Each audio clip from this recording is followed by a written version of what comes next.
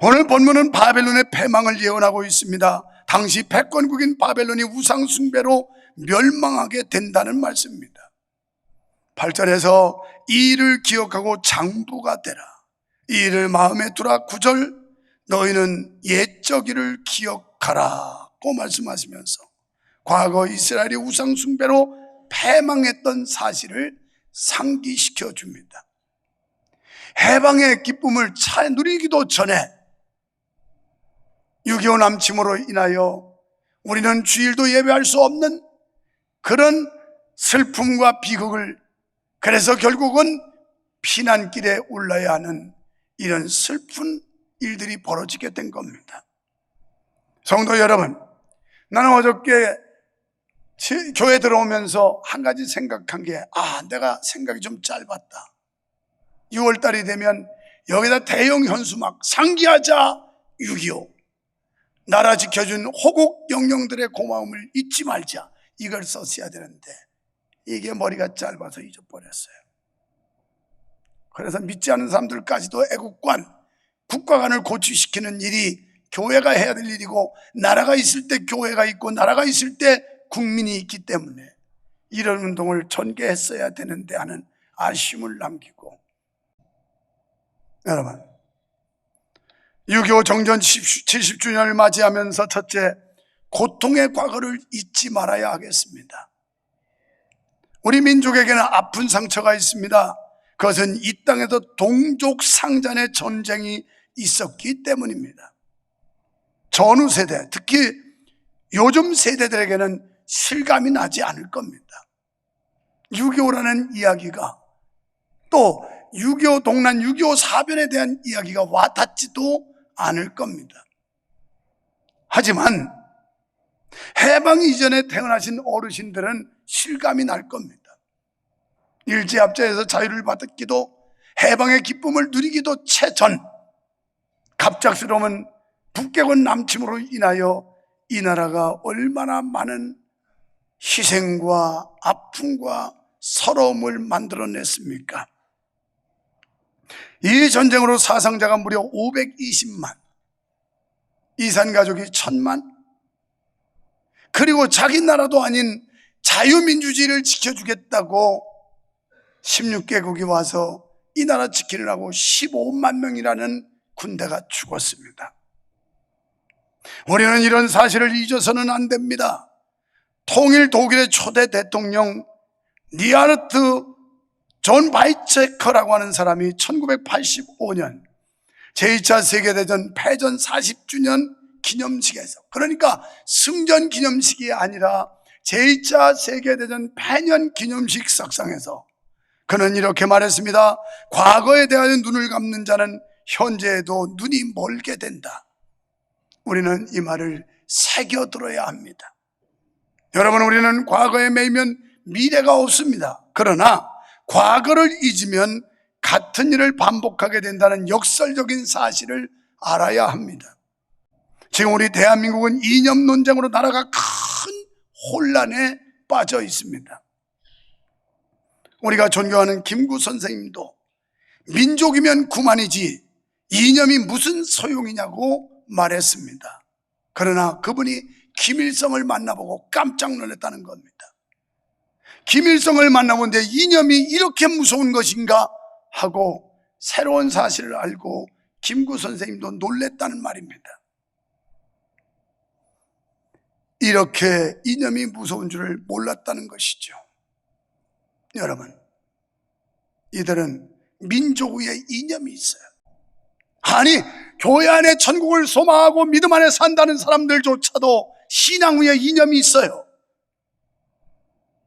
우리는 이념 위에 신앙이 있는 것이지, 신앙 위에 이념이 있다면 그에게 무슨 천국이 소유되겠습니까? 불가능합니다. 그러니까 무슨 방법을 써서 결과만 만들면 된다는 게 이게 공산사회주의 사상이에요. 이상적인 사회, 평등한 세상을 이루기 위해서는 수단과 방법은 문제가 안 된다는 게 그들의 철학이에요. 이것이 바로 공산주의, 사회주의 사상입니다.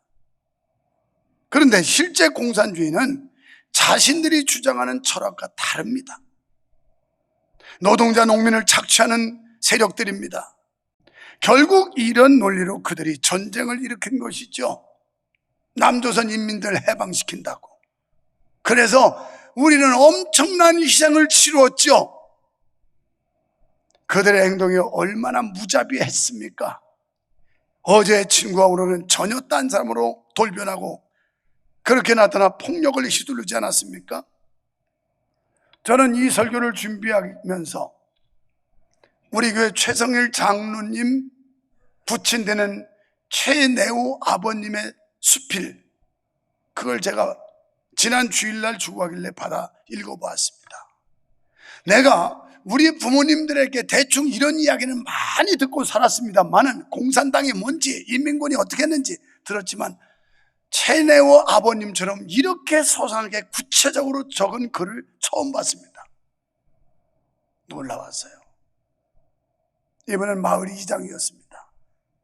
인민군이 내려와서 목숨의 위협을 받았고 피난길에 가려다가 실패하고 그러면서 인민군들이 와가지고 이들이 인민위원회를 조직해서 이분은 어디 분이냐? 전라북도 임실분입니다. 충청도 공주가 아니고. 그래서 인민군이 와서 토지 다 뺏어가지고 그냥 지들이 다 분배해줘버리고 이게 공산주의라고 그러면서 강탈을 했어요. 그런데 이 어른이 이제 수복이 되면서 이름을 공개적으로 여러분 이름 각자 이름을 그대로 드러내면 이 사람들 지탄받고 공격받을 거 아닙니까? 그런 애매한 사람들은 이모 씨, 송모 씨, 이 아무아무개 이렇게 썼어요. 그런데 드러내도 괜찮은 사람은 유만석 이렇게 냈어요. 유만석은 드러내도 괜찮으니까. 그러면서 그때 시절에 있었던 일을 소상하게 임실군 산하의 각 면에서 어떤 면에서 누가 어쨌고 쭉 해서 수필을 썼는데요. 보통 유식한 게 아니더라고요, 이분이. 그러면서 정의로운 분으로서. 그런데 결국은 이제 국군이 수복을 하니까 이 빨강당, 공산당 이게 전부 산으로 갔습니다. 그게 바로 빨치산이에요. 지리산 빨치에 토벌작전했다는 거 잘 알죠? 임실이 남원만 지나가면 지리산이에요. 그러면서 인민위원회를 조직하고 많은 사람들에게 그 입당, 그러니까 입회를 가입시켰는데 나중에 알고 보니까 자기네 마을의 절반의 사람들이 다 거기에 전부 입당을 했더라는 거예요. 놀랬다는 거예요. 이거 싫어합니다. 역사를 똑바로 알아야 됩니다. 역사를 왜곡시키는 자들이 지금 판을 치고 있어요. 6.25 남침을 북침이라고 학교에서 가르치는 그런 정신 나간 선생들도 있어요. 이게 지금 우리 사회라고. 그래서 지금 좌우 이념 대립 때문에 얼마나 나라가 혼란합니까? 인민군이 쳐내려오자 그동안 숨어있던 이들이 완장차고 설치며 인민위원회를 조직해서 남의 땅을 빼서 제멋대로 분배하고, 이번은 인민군 내려왔을 때 이장 본다는 것 때문에 생명의 위협을 받고 구사일생으로 살아나고 많은 사람들이 죽고 빨치산들은 반면 와서 양민을 학살하거나 강탈해가고 이런 짓에 같은 민족인데, 오죽하면 김구 선생님이 민족이면 다 민족이지 이념이 뭐냐 그랬는데 김일성이 만나보고 깜짝 놀랐다는 거예요. 이건 민족 위에 이념이 있구나. 지금 대한민국이 국민 위에 이념이 있어요. 예수님 위에 이념이 있어요. 여기에 예수님이. 그래서 지역 갈등 뭐 해가지고 좌우 진영에서 난리가 나지요. 난리가 나. 며칠 전 오늘 강사하시는 김장한 목사님 뵀더니 그 공산당 인민군들이 내려왔을 때 이 수원뿐인데 논에 이렇게 가을에 수확 계절이 되면 그 나달이라고 그래야 되나? 이걸 다 샜대요. 세가지고 가령 한 마직에서 2가마 나오는데 이거 세가지고 3가마 공출해라. 이러니까 농부들은 먹을 게 없는 거예요. 다 갖다 바쳐야지. 그래서 난 그 어른 얘기만 들었는데 여기 최성일 장로님 아버지 최내우 아버님께서 쓴 글에도 이렇게 나와 있어요. 그래서 이제 들판에 공산당들이 인민위원회가 다니면서 서숙, 수수, 벼이삭, 알을 세웠다 이렇게 기록해요. 그래서 난 서숙이 뭐냐고 일부 때 그런 얘기했더니 이경숙 전사가 바로 카톡에다가 서숙은 사투리인데 조라는 말입니다. 표준어로 조. 그걸 전라북도 임실 뭐 그 외에도 이걸 서숙이라고 해요. 서숙. 이런 걸 나라를 다 셌다는 거예요. 이게 수원만 센 게 아니고 전라북도도 세고 전라남도도 세고 경상도도 세고 다 셌다고요. 다 셌다고. 이게 공산당들 인민군들이 와서 한 일이에요. 그래도 좋아요? 이렇게 아름다운 나라, 이렇게 좋은 나라, 이렇게 자유롭고 행복한 나라에서 행복을 만끽하면서 국가관이 없고 국가에 대한 고마움도 없고 좌우 진영에 휩쓸려가지고 나라를 혼란케 하는 이런 정신 나간 백성이 돼서야 무슨 희망이 있겠습니까? 두 번째, 같은 고통이 반복되지 않게 해야 됩니다. 같은 원인이 있는 한 동일한 결과가 오게 되어 있습니다. 우리는 이걸 깊이 생각해야 합니다. 70년 전에 일어났던 전쟁과 같은 일이 반복되지 않게 해야 됩니다. 우리 주변에서 그 당시와 비슷한 요인들이 생긴다면 철저하게 경계해야 됩니다. 이것이 바로 전쟁을 막는 일입니다. 전쟁으로 배어든 이 땅에 우리 세대 태어났을 때 얼마나 굶주림이 심했었는지. 저는 정전된 지 4년 후에 태어나 1957년생이니까 여기 절반 이상이, 절반이 뭐예요? 한 7, 80%가 그때는 태어나지도 않았고 태어날 생각도 안 한 사람들이에요. 아무것도 모르고 어느 날 태어나니까 라면이 진진하고 쌀 먹을 거리가 진진하고 먹기 싫어서 안 먹고 빵투성이고 이렇게 된 나라인 줄 알아요. 제가 조금 이렇게 몇 살 먹어서 밥 좀 먹고 할 때는요, 웬만한 집들 하루 3끼 밥 먹는 집 없었어요. 저희도 전답이 제법 있었는데도 하루 3끼, 한 끼는 꼭 짠지죽 끓여 먹든지 무죽 끓여 먹든지, 겨울에는 짠지죽 김장김치 넣고, 왜? 불려 먹느라고. 우리 당숙네는 방앗간 했어요. 그래도 방앗간은 괜찮은 편이었는데도 그 집도 하루에 2끼밖에 못 먹어. 점심은 꼭 고구마로 때워. 우리 집은 우리 어머니가 고구마하고 위장병 걸린다고 절대 안 먹였어요. 먹고 싶어도. 그래서 어릴 때부터 고구마는 안 먹었어요. 그런데 꽁보리밥에다가 죽에다가 아주 표정들 보니까 목사님 더럽게 갈아냈나 보죠. 우리가 그래도 마을에도 2번째, 3번째 딱 많았어. 무슨 2씩 하나씩 두고 살았어. 그래도 그 당시에 그 시절에 하루 3끼를 제대로 먹는 사람들이 없었어요. 쌀밥은 꿈에도 생각 못하고 꽁보리밥 먹고 살았고, 그러다가 60년대 중반쯤 됐을까 70년 가까이 될 때인가 박정희 대통령이 우리 국민들 배고픈 사람이라도 해결해 줘야 되겠다. 뭐 꽁보리밥 둘째치고 이 배 굶주림 이거 먼저 해결해야 되겠다 해서 농학 박사들을 필리핀으로 보내요. 그래서 우리가 소위 말하는 알랑미라고 하는 그 벼를 우리나라 토양과 기후에 맞게 박사들에게 연구시켜서 가져온 게 통일벼였어. 통일벼 갖다 놓으니까 한 마지에 2가마밖에 안 나오던 게 통일벼는 막 4가마, 5가마 나오니까 그때부터 배고픈 서름을 잊게 돼요. 이제 통일벼 가지고 보리밥도 먹고 쌀밥 먹고 막 이러다 보니까 이게 끈기가 없다고도 불평이 많아. 통일벼. 그래가지고 다시 개발한 게 악기마레라고 하는, 이걸 심어가지고 차질게 끈기 있게 이런 쌀이 인기가 된 거예요. 역사를 아십니까? 적어도 우리 세대 이상쯤 돼야 이런 얘기를 뭐 실감이 나고 말해줄 수가 있는데, 이걸 후손에게 기억하라는 거예요. 역사를 기억하라는, 잊어버리지 말고. 목사 잘 맞는 게요 지금. 이런 목사 흔치 않아. 불평하지 말고 잔소리하지 말고, 누가 뭐래도 우리 목사님은 국가관이 확실하다, 애국자다 이러면서 막.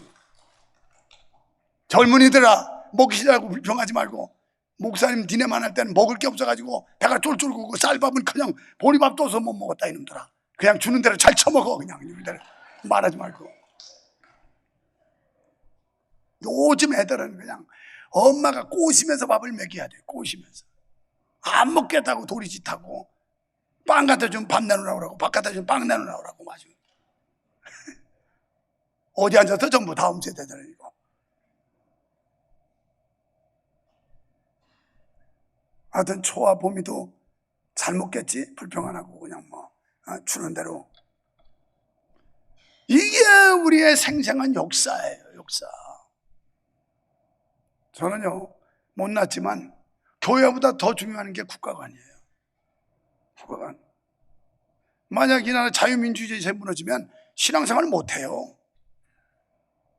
여러분, 공산사회주의 치하에서 신앙생활 없습니다.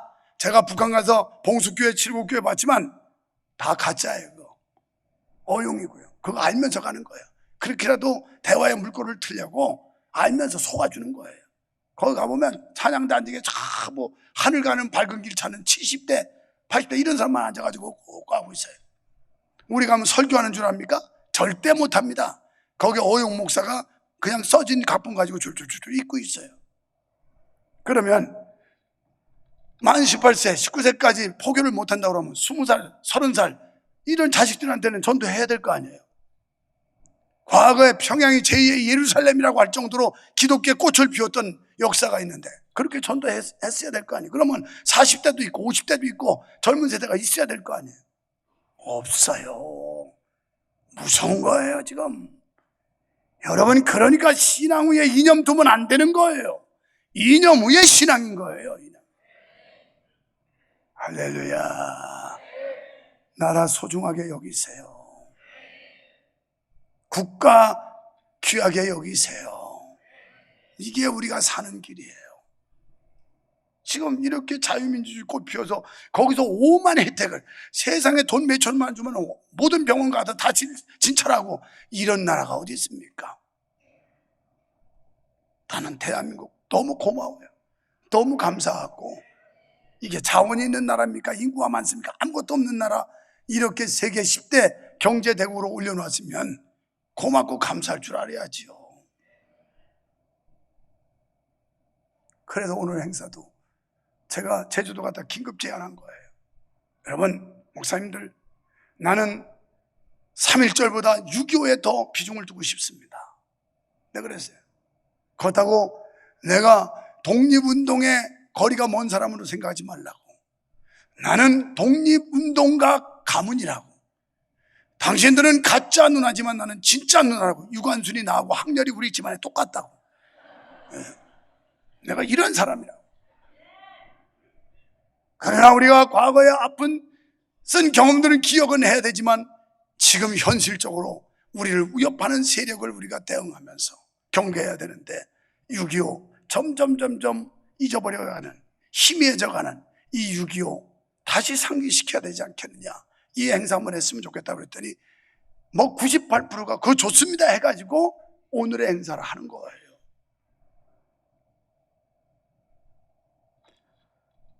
이 땅에 진정한 평화와 자유가 확립되어 한반도가 하나의 나라로 통일을 이룰 때까지 우리는 이 나라를 잘 지켜야 합니다.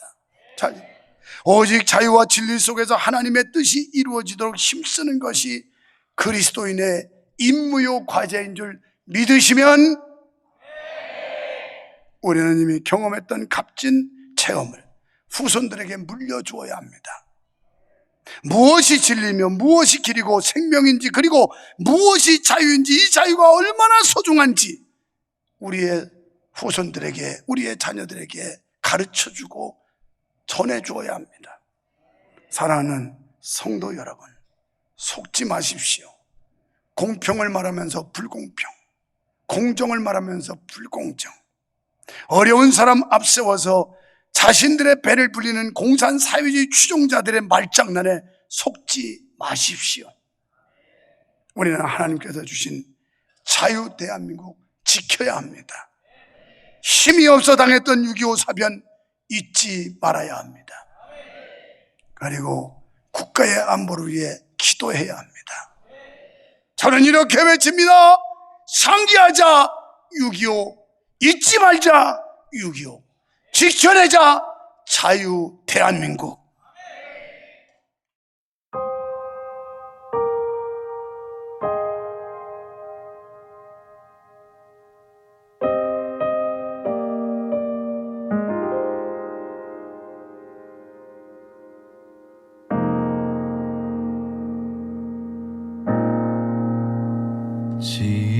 지금까지 지내온 것 주의 크신 은혜라. 한이 없는 주의 사랑 어찌 이루 말하랴. 자나깨나 주의 손이 항상 살펴주시고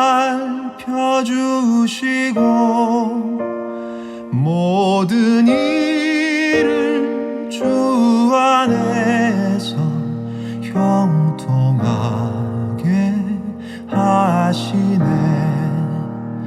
몸도 맘도 연약하나 새 힘 받아 살았네. 물 붓듯이 부으시는 주의 은혜 족하다. 사랑 없는 거리에나 험한 산길 헤맬 때 주의 손을 굳게 잡고 찬송하며 가리라. 주님 다시 되올 날이 날로 날로 다가와. 무거운 짐 주께 맡겨 벗을 날도 멀잖네. 나를 위해 예비하신 고향 집